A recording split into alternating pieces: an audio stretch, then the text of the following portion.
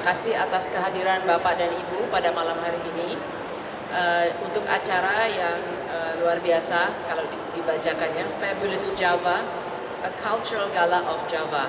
Jadi mungkin saya akan menitipkan pesan sponsor juga, Fabulous Java, A Cultural Gala of Java in Wonderful Indonesia. Karena itu branding dari tourism, ya, boleh ya Nepeng. Karena seringkali dalam promosi Indonesia, Jawa, Bali, itu kita lupa menambahkan bahwa tempat-tempat itu berada di Indonesia. Terutama Bali, banyak orang di luar tidak mengetahui bahwa Bali itu berada di Indonesia. Tapi mudah-mudahan dengan acara-acara seperti yang dilakukan oleh Senayan City, lebih banyak orang yang mengenal Indonesia, mulai dari berbagai provinsi dan daerah yang ada. Saya senang dengan acara yang dilakukan oleh Senayan City ini, dimulai dengan Jawa, yang memang penduduknya paling banyak, dan secara budaya, secara kuliner, secara industri kreatif, secara kerajinan dan fashion, dan segala macam hal sangat kaya, karena merupakan perpaduan budaya maupun agama dari Buddha, Hindu, Islam, maupun pengaruh dari kolonial Hindia, maupun pengaruh Tiongkok, pengaruh Jepang, benar-benar melting pot lah kalau kita boleh menggunakan istilah itu. Dan kami pada dasarnya memberi apresiasi kepada mall-mall yang melakukan acara seperti ini. Karena pada dasarnya area yang berada di tengah atrium ini itu sebetulnya adalah ruang publik, ya. Dan ruang publik ini apalagi dengan atrium yang sudah secara natural seperti teater. Jadi orang yang di atas ini bisa nonton dari atas dengan santai dan juga dengan nikmat. Jadi sebetulnya kami dari dahulu sebelum menjadi Menteri Pariwisata dan Ekonomi Kreatif, waktu menjadi Menteri Perdagangan juga selalu mendorong mall untuk melakukan acara-acara dengan menggunakan creative space atau ruang publik yang ada di dalam mall untuk memberi tempat untuk memperagakan industri kreatif yang beraneka ragam, mulai dari seni pertunjukan, musik, sampai dengan memberi space kepada UKM-UKM kita untuk melakukan penjualan maupun melakukan display daripada berbagai macam industri kreatif yang ada di Indonesia.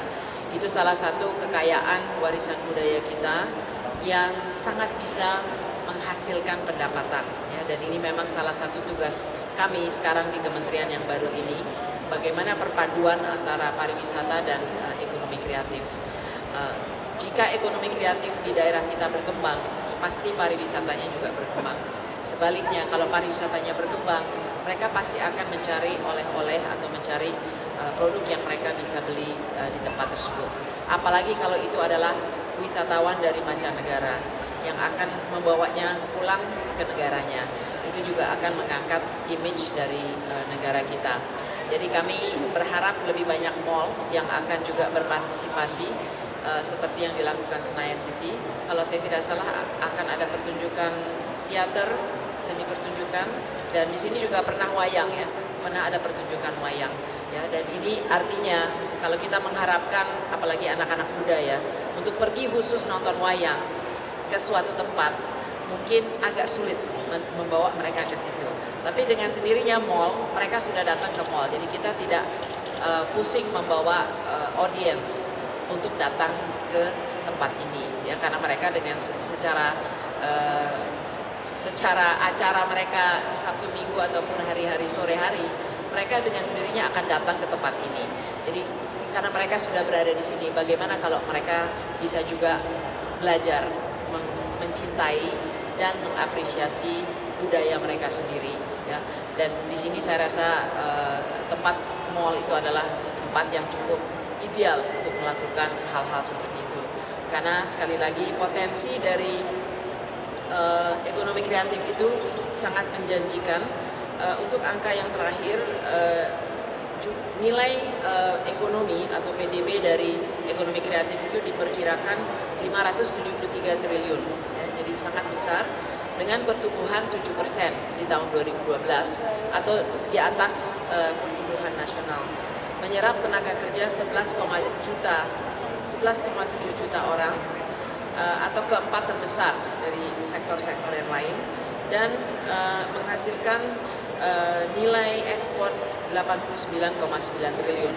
Kita belum lagi menghitung dampak dari pariwisata. Jadi mudah-mudahan acara-acara seperti ini akan terus dilakukan, dan kembali lagi kami selalu berpesan kepada pusat belanja bagaimana menggunakan ruang publik yang ada untuk benar-benar membantu meningkatkan apresiasi kita kepada budaya, kepada industri kreatif, kepada UKM-UKM kita.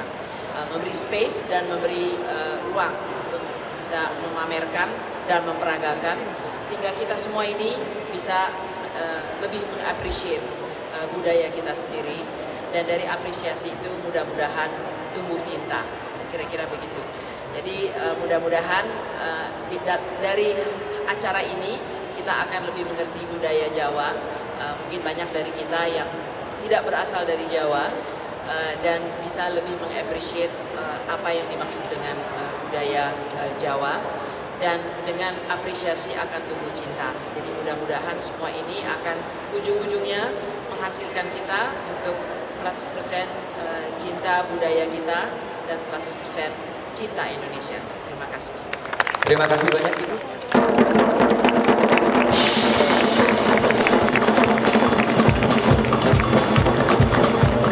Hadirin sekalian, Fabulous Java, A Cultural Gala Java, resmi dibuka.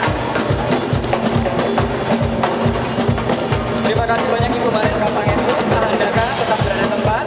Kita meningkatkan bekerja sama dengan pengrajin yaitu Bapak Budi Oto, mengkreasikan adanya satu patung yang stylenya Jawa tetapi mesra. Kami sebut itu dengan nama yang khusus, dan hanya dibuat 200 patung ini. Ini adalah sertifikat ke-18. Kami serahkan ke Ibu, mudah-mudahan Ibu berkenan.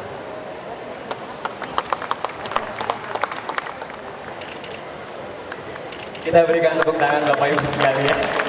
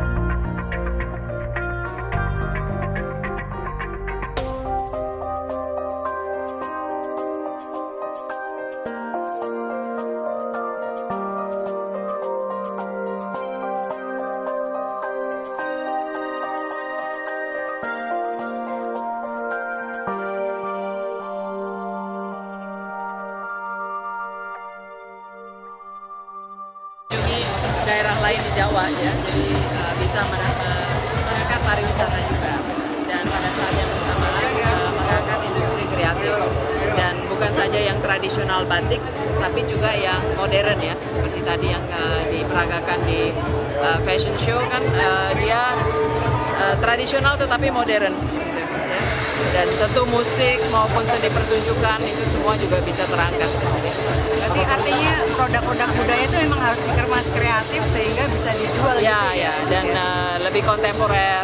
Sehingga ini kan kita bicara target marketnya orang Jakarta, anak muda, yang harus kita sesuaikan dengan selera mereka dan gaya hidup mereka.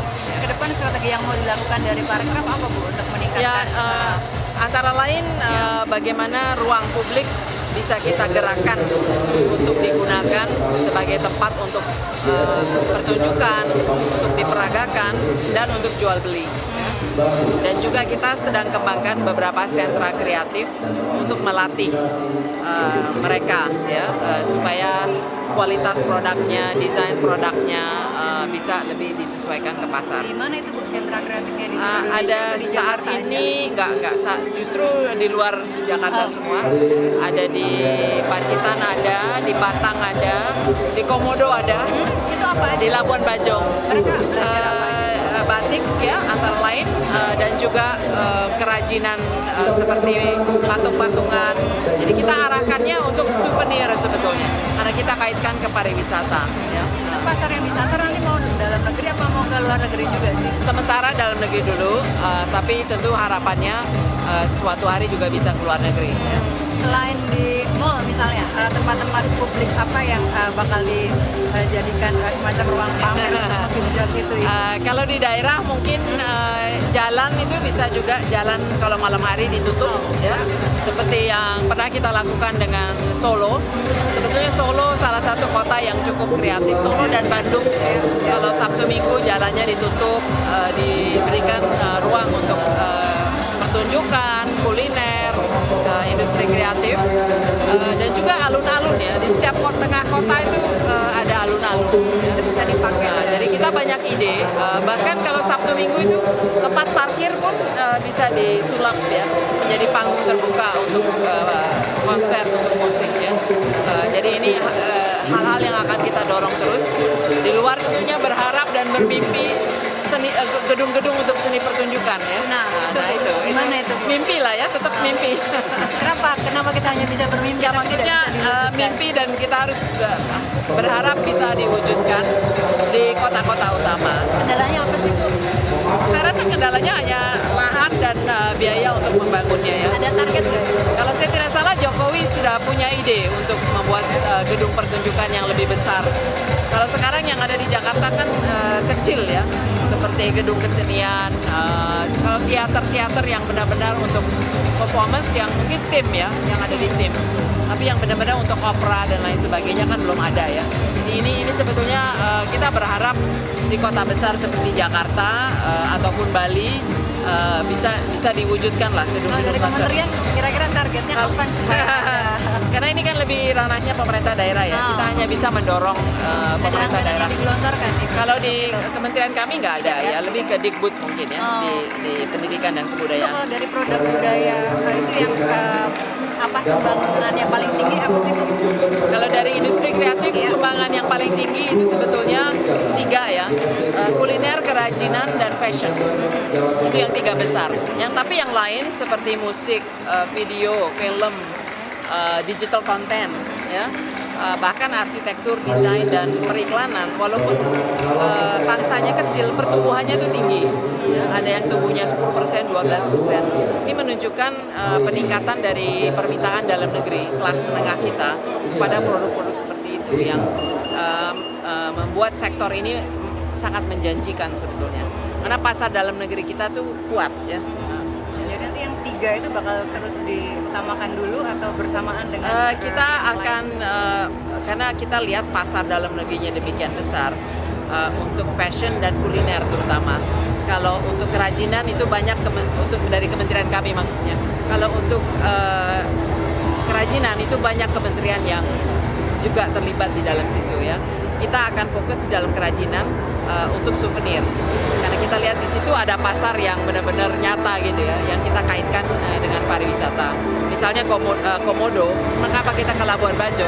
Karena ada sel Komodo.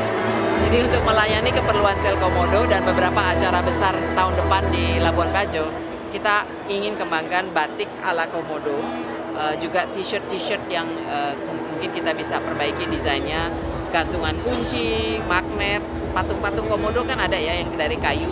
Itu bagaimana dengan keterampilan yang sama dia bisa bikin keychain ataupun magnet ya, karena itu sesuatu dari segi pariwisata yang mudah dijualnya ya. Jadi sebenarnya pasar yang disasar bukan cuma anak muda aja ya Bu ya, sebenarnya yang disasar. Bukan anak muda maupun kelas menengah lah ya secara umum, dan tentu wisatawan ya. Tapi tetap bentuknya harus kreatif ya. Ya, kreatif dan kontemporer dan kualitas ya. Kita selalu desain dan kualitas itu juga penting. Ya, karena kita istilahnya bersaing dengan banyak produk ya. Untuk digital content, untuk film, untuk musik, saya rasa kita sudah lumayan maju. Kalau saya lihat film dalam 2 tahun terakhir ini kan jumlah produksi dalam negerinya meningkat, kualitasnya meningkat, variasi dari temanya juga meningkat. Ya, jadi ini yang kita harapkan akan kita dorong terus. Oke, ya. Kemarin ada dari pengusaha retail dan pusat belanja untuk mengadakan juga Indonesian Great Sale gitu Bu. Jadi di luar Jakarta Great Sale. Ya, berkata melihat dari Jakarta Great Sale akan secara nasional gitu. Dia menunggu dari pemerintah katanya. Bagaimana? Waduh. Kita mulai dari kota besar dulu barangkali ya. Jakarta mungkin bisa, Surabaya bisa, Bandung bisa, mungkin Medan dan Makassar ya. Mungkin apakah serentak atau apakah bergilir itu mesti kita pikirkan. Memang momentum Jakarta Great Sale selalu diambil saat liburan anak sekolah ya. Kebetulan juga ulang tahunnya Jakarta. Saya rasa liburan itu memang saat yang baik untuk melakukan Great Sale. Tapi kita akan mendukung karena salah satu wisata yang kita dorong adalah wisata belanja. Wisata belanja dan kuliner. Itu salah satu wisata yang sebetulnya terutama untuk wisatawan dalam negeri ya, sebetulnya sangat populer ya. Jadi ini yang kita akan bahas lah dengan pusat belanja. Itu kan lebih bagaimana mengkoordinasi dan bagaimana mendorong, dan ya siapa tahu tergantung daerahnya akan memberi keringanan pajak.